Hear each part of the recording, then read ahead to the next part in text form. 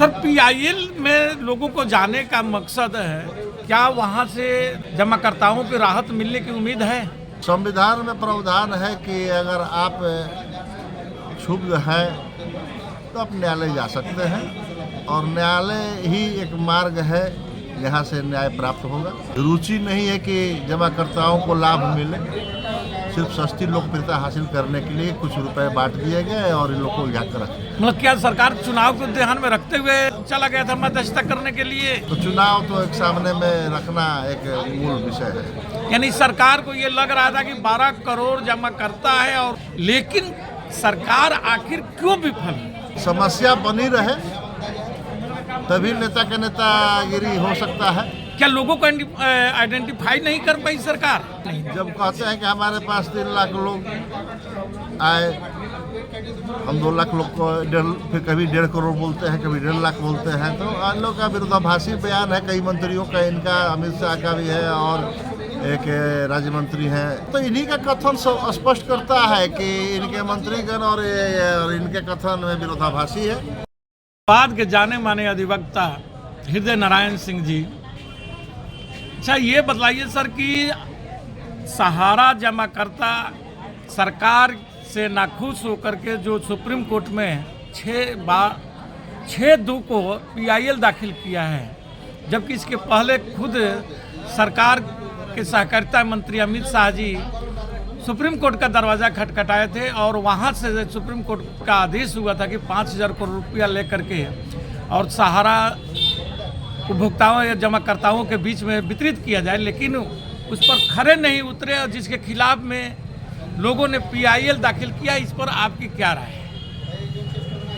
देखिए, सबसे पहले तो मैं आपके दर्शकों को अभिनंदन करता हूं और मेरी इस पर राय यही है कि जब सहारा और जमाकर्ताओं के बीच विवाद थी तो इसे न्यायालय के द्वारा फैसला करने देना चाहिए था, लेकिन लगभग अनुमानित 12 करोड़, तो 12 करोड़ जमा करता है और उनका घर एक व्यक्ति का भी 5 गो सदस्य है परिवार में, तो 50-60 करोड़ देख रहे हैं भीड़ मतदाताओं का।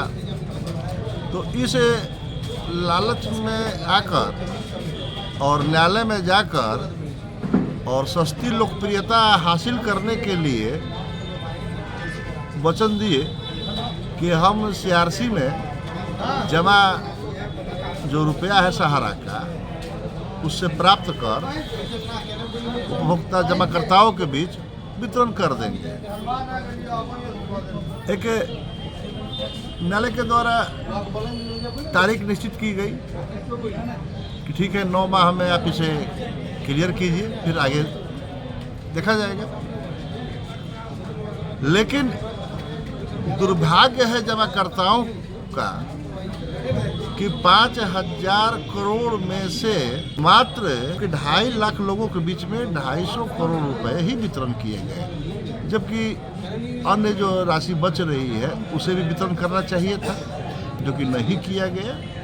इससे क्षुब्ध होकर न्यायालय में जनहित को देखते हुए जाना पड़ा है, लोग गए हैं और अब आगे न्याय का इंतजार करेंगे, फैसले का इंतजार करेंगे। सर, पीआईएल में लोगों को जाने का मकसद है, क्या वहां से जमाकर्ताओं की राहत मिलने की उम्मीद है?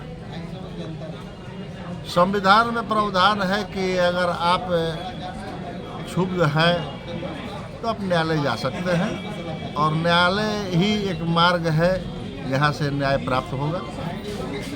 अन्यथा तो इन लोगों का रुचि नहीं है कि जमाकर्ताओं को लाभ मिले, सिर्फ सस्ती लोकप्रियता हासिल करने के लिए कुछ रुपए बांट दिए गए और इन लोगों को उलझा कर रखे। मतलब क्या सरकार चुनाव को ध्यान में रखते हुए चला गया था मध्यस्थता करने के लिए?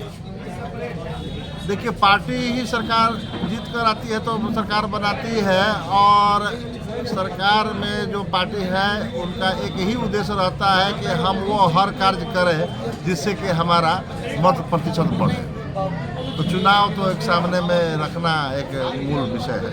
यानी सरकार को ये लग रहा था कि 12 करोड़ जमा करता है और उनके एक जमा करता के 5-5 परिवार है तो 60 करोड़ लोगों पर उनका ध्यान था और इसके लिए वे सस्ती लोकप्रियता हासिल करने के लिए सुप्रीम कोर्ट में मध्यस्थता की अपना प्रार्थना पत्र दायर किए और कोर्ट ने उनके बात को भी मान लिया सर। लेकिन सरकार आखिर क्यों विफल? अब बात है कि समस्या बनी रहे तभी नेता के नेतागिरी हो सकता है। क्या लोगों को आइडेंटिफाई नहीं कर पाई सरकार?